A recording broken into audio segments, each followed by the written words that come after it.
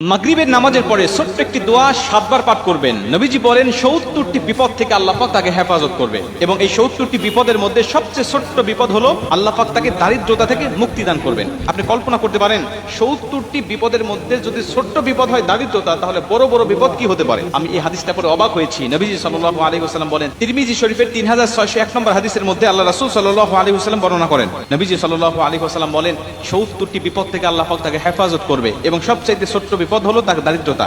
আমরা কিন্তু দারিদ্রতাকেই সবচেয়ে বড় বিপদ মনে করি, অথচ নবীজি বলতেন না, এই 70টি বিপদের মধ্যে যত বিপদ আছে সবচেয়ে ছোট্ট বিপদ হলো দারিদ্রতা। বাদ বাকি 69টি বিপদ কত বড় বড় হতে পারে একটু কল্পনা করেন আপনি।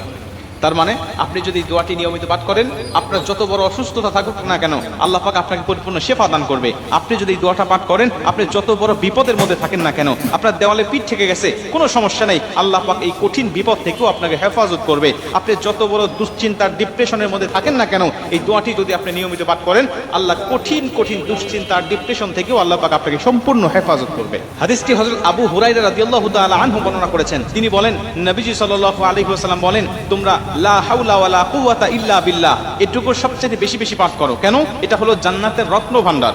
এই লা হাওলা ওয়ালা কুওয়াতা ইল্লা বিল্লাহ এটা হলো জান্নাতের রত্ন ভান্ডার। যদি কোনো ব্যক্তি এই দোয়াটি বেশি বেশি পাঠ করে, তাকে জান্নাতের রত্ন ভান্ডার দান করা হবে। কল্পনা করতে পারেন, জান্নাতের রত্ন ভান্ডারের মালিক যদি আপনি হয়ে যান, তাহলে দুনিয়াতে আপনার কিসের সমস্যা, কিসের দুঃখ, কিসের ব্যথা, কিসের বেদনা? আপনি তো দুনিয়ার জমিনে সবচেয়ে সুখময় শান্তিময় একজন মানুষ।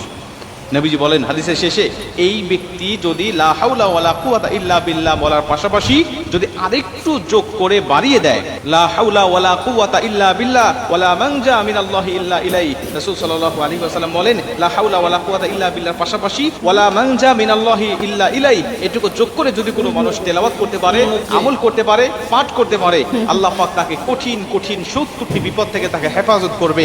আল্লাহ পাক তাকে বালা মুসিবত থেকে, দুশ্চিন্তা থেকে, রিজিকের অভাব থেকে আমার আল্লাহ পাক তাকে সম্পূর্ণভাবে হেফাজত করবে। আপনি যত বড় সুস্থ হয়েছেন, ডাক্তারের কাছে ধর্ণা দিয়েছেন, কত চিকিৎসার জন্য আপনি হন্য হয়ে খুঁজতেছেন, কোনোভাবেই আপনার সুস্থতা মিলতেছে না, শেফা গ্রহণ করতে পারতেছেন না। আমি বলি, আপনি ফজরের নামাজের পরে, মাগরিবের নামাজের পরে, অথবা 5 ওয়াক্ত নামাজের পরেই যখনই সুযোগ হবে, যখনই মনে হবে, তখনই আপনি এই দোয়াটা পাঠ করতে থাকেন। একাধিকবার করেন, 5 বার, 7 বার, 10 বার, 100 বার পর্যন্ত আপনি তেলাওয়াত করতে থাকেন। ইনশাআল্লাহ আল্লাহর উপরে তাওয়াক্কুল রেখে যদি আপনি এই আমলটা করতে পারেন, আমার আল্লাহ অবশ্যই আপনাকে শেফা দান করবে। আমার আল্লাহ অবশ্যই আপনাকে সমস্ত বালা মুসিবত থেকে হেফাজত করবে।